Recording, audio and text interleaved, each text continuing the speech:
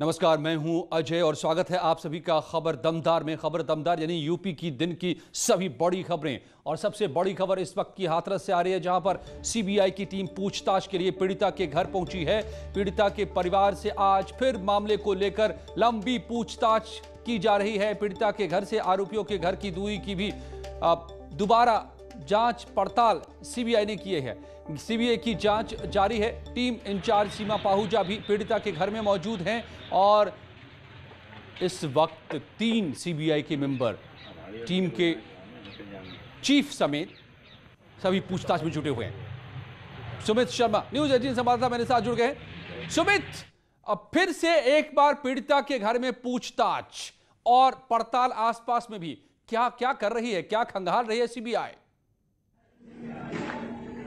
देखिए अजय, जिस तरह से सीबीआई की जांच का आज 11वां दिन है, उसी क्रम में सीबीआई लगातार इस पूरे मामले पर हर एक बिंदु पर जांच कर रही है। उसी क्रम में जिस तरह से सुबह न्यूज़ 18 ने एक एक्सक्लूसिव खबर अपने दर्शकों को दिखाई थी, उसमें बताया गया था कि किस तरह से लवकुश की मां और इस पूरे मामले का चश्मदीद गवाह छोटू के बयान दोनों ही अलग है। दोनों एक दूसरे पर आरोप लगा रहे हैं कि छोटू झूठ बोल रहा है, लवकुश की माँ झूठ बोल रही है। उसी के बाद सीबीआई आज दोबारा पुनः लगभग 4 घंटे से पीड़िता के घर पहुंची है। पीड़ित परिवार के परिवारीजनों से इस पूरे मामले में पूछताछ कर रही है, उनके बयान दर्ज कर रही है। पीड़िता के घर की दूरी और आरोपियों के घर की दूरी भी सीबीआई ने कई बार नापी है। उसमें एक और बात सामने निकल कर आई है, जिस तरह से पीड़िता के घर के जस्ट बराबर में लवकुश का घर है। छत से चढ़कर सीबीआई की टीम लवकुश के घर भी पहुंची थी। पूरी तरह से हर एक बिंदु पर सीबीआई गहनता से जांच कर रही है। उसी के बाद सीबीआई परिवारीजनों से भी अभी तक लगातार पूछताछ कर रही है। अजय, तो पीड़िता के घर में फिर से एक बार पूछताछ करने पहुंची हैं खुद सीमा पाहूजा मौजूद हैं, तीन टीम के सदस्य मौजूद हैं। क्या अभी भी सवाल बचे हुए हैं सीबीआई के पास, जो बार बार सीबीआई की टीम घूम फिरकर पीड़िता के घर पहुंच रही है? देखिए, जिस तरह से सीबीआई ने पीड़िता के भाई सतेंद्र से लगभग 7 घंटे की पूछताछ अब से 3 दिन पहले अपने कैंप कार्यालय पर की थी। उसके बाद सीबीआई की टीम लगातार 2 बार पीड़िता के घर पहुंचकर पीड़िता की भाभी और मां से पूछताछ कर चुकी है। उसके बाद दोबारा से घटनास्थल गई थी। अगर आज की बात करते हैं तो आज सीबीआई की टीम पहुंची है थाने पर। कुछ मीडिया कर्मियों से भी सीबीआई ने बयान दर्ज किए। उसके बाद आरोपियों के भी घर गई थी। उसके बाद अभी पीड़िता के घर पहुंचे। लगभग 4 घंटे से सीबीआई की टीम पीड़िता के परिवारीजनों से पूछताछ कर रही है। इसमें यह बात सामने निकल कर आ रही है, बार बार सीबीआई टीम पीड़िता के घर पहुंच रही है, वहां उनसे इस पूरे मामले में बार बार बयान दर्ज कर रही है, बार बार पूछताछ की जा रही है। हर एक बिंदु पर सीबीआई जांच कर रही है। इसमें दोनों पहलुओं पर सीबीआई की टीम जांच कर रही है। जिसमें ऑनर किलिंग का भी मामला सामने निकल कर आ रहा था, जो चश्मदीद गवाह छोटू के बयान के आधार पर यह बात सामने निकल कर आ रही थी कि घटना वाले समय पर पीड़िता की मां और पीड़िता का भाई वहीं मौजूद था, उनका रिएक्शन नहीं था जो होना चाहिए था। उसके बाद सीबीआई भी हर एक बिंदु पर पूरे मामले पर जांच कर रही है। बार बार पीड़िता की मां की बात करें या पीड़िता की भाई की बात करें या पीड़िता की भाभी की बात करें या पिता की बात करें, सभी से घंटों की पूछताछ।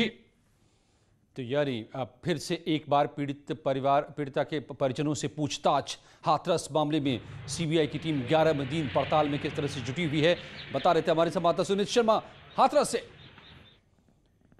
और प्रदेश में उपचुनाव को लेकर चुनाव प्रचार तेज हो गया है। आज डिप्टी सीएम दिनेश शर्मा ने टुंडला में बीजेपी कार्यकर्ताओं और पदाधिकारियों को संबोधित किया और उपचुनाव में लोगों तक सरकार के विकास के काम को पहुंचाने की अपील की। मंच से विपक्षी दलों पर निशाना भी साधा। एक वोट मांगने का काम करें। हमने अभी पिछले समय भी हम सभी कार्यकर्ता जगह जगह पर हमारे 100% कार्यकर्ताओं की उपस्थिति जो बूथ स्तर तक के हैं और सेक्टर स्तर तक के हैं, इस बात का परिचायक है कि सब एकजुट होकर कार्यकर्ता लग गया है। और उपचुनाव में भारतीय जनता पार्टी की विजय 6 सीट पर 7 सीटों पर भारतीय जनता पार्टी की जो विजय है वो पूरी तरह निश्चित है। जो आज उत्तर प्रदेश में विकास कार्य हुए हैं उनको देखते हुए मैं कह सकता हूँ कि तमाम बाहर की कंपनियां उत्तर प्रदेश में आ रही हैं। अभी मैंने सैमसंग का उदाहरण दिया कि सैमसंग चीन छोड़कर उत्तर प्रदेश आई है और उत्तर प्रदेश में बहुत बड़ी फैक्ट्री अपनी लगाने जा रही है और जिसका सीधा लाभ लोगों को रोजगार से मिलेगा। और उन्नाव के बांगर मऊ में बीजेपी के प्रदेश अध्यक्ष स्वतंत्र देव सिंह ने चुनावी सभा को संबोधित किया और योगी और मोदी सरकार के काम को बताया। बीजेपी प्रत्याशी के लिए वोट मांगे। इस मौके पर स्वतंत्र देव सिंह ने वादों की भी झड़ी लगा दी। कानून मंत्री ब्रजेश पाठक ने कानून व्यवस्था और विकास योजनाओं का बखान किया। हालांकि चुनावी रैली में कोविड गाइडलाइन टूटती भी नजर आई।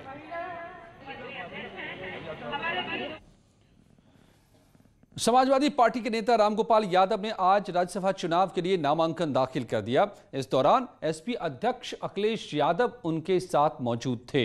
रामगोपाल ने 5वीं बार उम्मीदवार बनाने पर पार्टी नेतृत्व का आभार जताया। समाजवादी पार्टी के नेता रामगोपाल यादव ने आज राज्यसभा चुनाव के लिए अपना नामांकन किया। इस दौरान एसपी अध्यक्ष अखिलेश यादव उनके साथ मौजूद थे। रामगोपाल यादव ने 5वीं बार उम्मीदवार बनाने पर पार्टी नेतृत्व का आभार व्यक्त किया। एक तो मैं अपने पार्टी नेतृत्व को और सारी पार्टी को धन्यवाद देना चाहता हूं। उन्होंने आज मुझे राज्यसभा के लिए 5वीं बार उम्मीदवार बनाया। जब देश की सारी जनता और प्रदेश की जनता दुखी है तो मैं कोई ऐसी बात नहीं कहना चाहता हूं जो सत्ताधारी दल के मन दुखे। नामांकन के दौरान अखिलेश यादव ने कुछ भी बोलने से इनकार कर दिया। आपको बता दें कि यूपी में राज्यसभा के 10 सदस्यों का आगामी 25 नवंबर को कार्यकाल समाप्त हो रहा है। राज्यसभा की इन 10 सीटों के लिए 9 नवंबर को वोटिंग होगी और 9 नवंबर की शाम को ही रिजल्ट घोषित कर दिया जाएगा। सियासी गणित के हिसाब से एसपी को सिर्फ एक ही सीट मिलती दिख रही है। यूपी में 7 सीटों पर 3 नवंबर को होने वाले विधानसभा उपचुनाव के लिए बीजेपी ने कमर कस लिया है।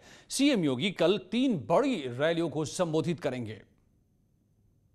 यूपी में 7 सीटों पर 3 नवंबर को होने वाले विधानसभा उपचुनाव के लिए बीजेपी ने कमर कस ली है। 7 सीटों पर कब्जा जमाने के लिए बीजेपी के दिग्गज नेता गुरुवार से ताबड़तोड़ रैलियां करेंगे। गुरुवार यानी कल सीएम योगी अमरोहा की नौगांव सादात विधानसभा में रैली को संबोधित करेंगे। सीएम योगी बुलंदशहर और टुंडला विधानसभा सीट के प्रत्याशियों के लिए भी जनसभा करेंगे। बिहार की चुनावी कमान संभालने के साथ साथ कल से मुख्यमंत्री योगी आदित्यनाथ उत्तर प्रदेश में उपचुनाव की कमान भी संभाल लेंगे। कल 3 सीटों पर वो संबोधन करेंगे। 3 सीटों पर जनसभा होगी। उनके साथ प्रदेश अध्यक्ष स्वतंत्र देव सिंह भी रहेंगे। वो सीटें रहेंगी बुलंदशहर, अमरोहा और टुंडला। उसके बाद 27 तारीख को 2 जनसभाएं होंगी उनकी। बांगरमऊ में जनसभा होगी और घाटमपुर विधानसभा क्षेत्र में जनसभा होगी और 31 अक्टूबर को मल्हनी और देवरिया में वो संबोधन करेंगे। तो वहीं 24 अक्टूबर को डिप्टी सीएम दिनेश शर्मा बुलंदशहर में जनसभा को संबोधित करेंगे। यूपी के उपचुनाव से लेकर के बिहार चुनाव तक योगी की हुंकार सुनाई दे रही है। क्या योगी लगाएंगे बिहार में भी बेड़ा पार? महाबहस आज रात 8 बजे इसी पर। लेकिन ये जो तस्वीर आप देख रहे हैं, स्मृति दिवस के मौके पर लखनऊ में सीएम योगी ने 9 शहीद पुलिसकर्मियों के परिजनों को सम्मानित किया। इस दौरान 1 साल में शहीद हुए 9 पुलिसकर्मियों के परिजनों को सीएम ने सम्मान दिए।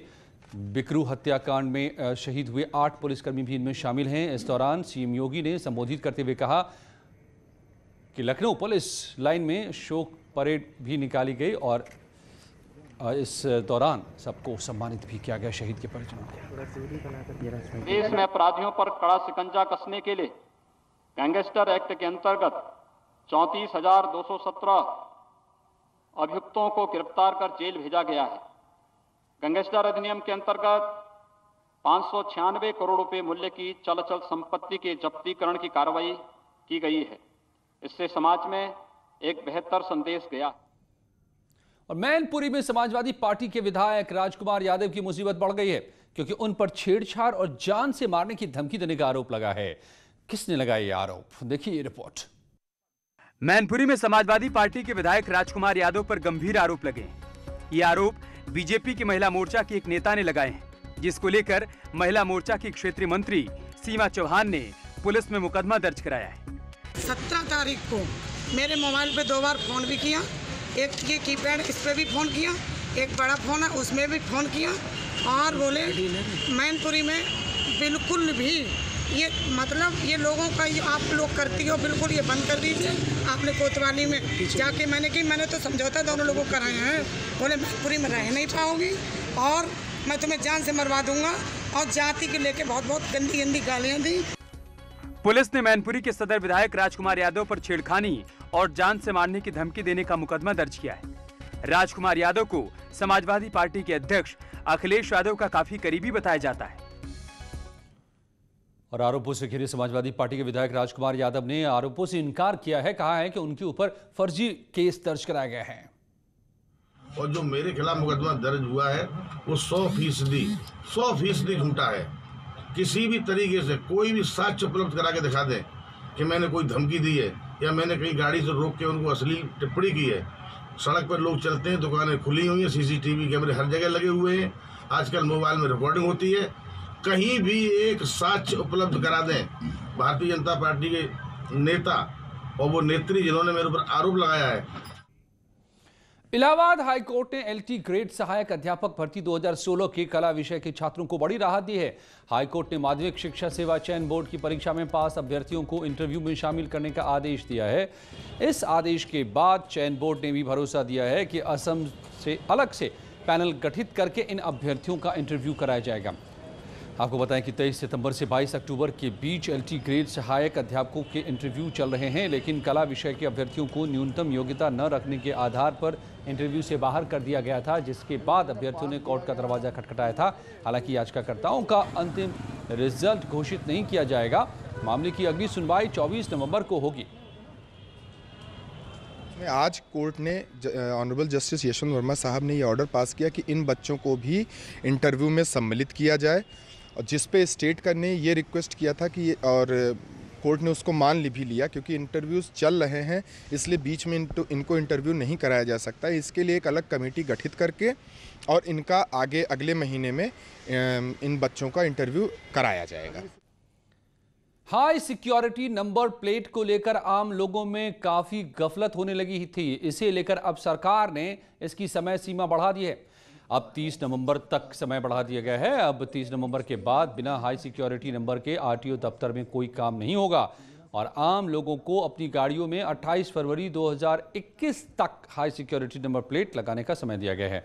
वहीं कुछ लोगों ने इतने कम वक्त में पूरे प्रदेश की गाड़ियों की नंबर प्लेट बदलने पर आपत्ति जताई है। कहा है कि इससे पेंटर बेरोजगार हो जाएंगे।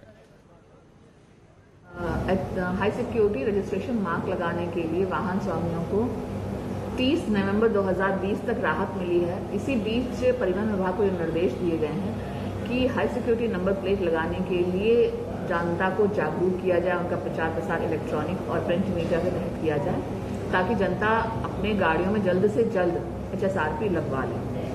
नहीं तो फिर 1 दिसंबर 2020 से शासन के द्वारा अगर पारित कोई आदेश आ जाएगा तो हम उनके काम रोक देंगे और HSRP के बगैर किसी भी वाहन का काम नहीं किया जा सकता।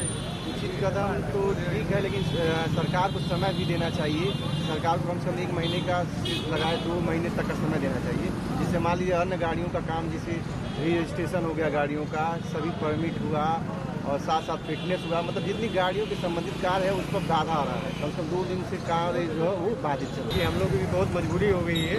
हम लोग अभी जैसे हम लोग की रोजी रोटी चल रही थी, अभी हम लोग चल नहीं पा रहा। बच्चे लोग क्या करेंगे समझ में नहीं आ रहा। अभी हम लोग भी दूसरे धंधे में कर भी नहीं सकते, नहीं हम लोग एक ही धंधा। मुरादाबाद में नगर निगम की लापरवाही के चलते नमामि गंगे योजना के तहत बिछाई गई सीवर लाइन लोगों के लिए मुसीबत बन गई है। पहले चरण के काम में ही सीवर लाइन का पानी ओवरफ्लो होकर सड़क पर बहने लगा है।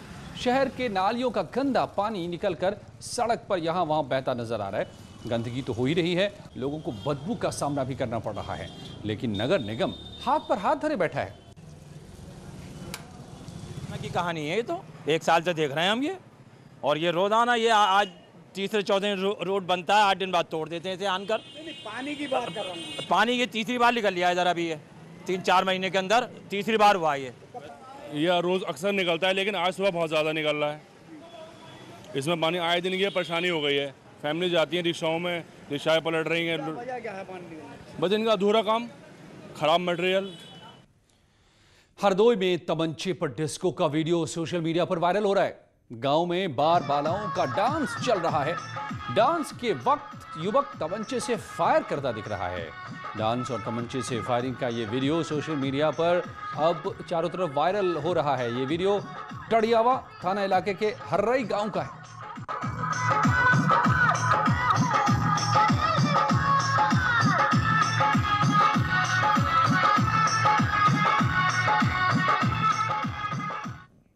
लौटते हैं कुछ ही पलों में और भी खबर दमदार के साथ।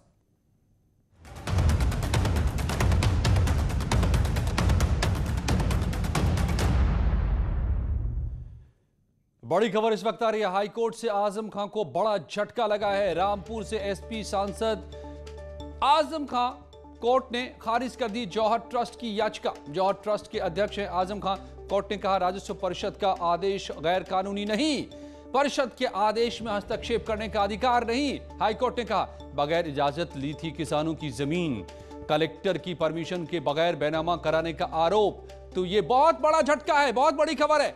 हाईकोर्ट ने जौहर ट्रस्ट की याचिका को खारिज कर दिया है। और आपको बताएं कि जौहर ट्रस्ट में गलत तरीके से किसानों की जमीन के मामले में कई मुकदमे दर्ज हैं और इसी आधार पर जौहर ट्रस्ट की मान्यता को रद्द कर दिया था, सरकार ने इसे अपने अधीन कर लिया था। और अब इस हाईकोर्ट में से भी मायूसी हाथ लगी है इस पूरे मामले में आजम खां को। और कुछ ही पलों में उत्तराखंड की खबर।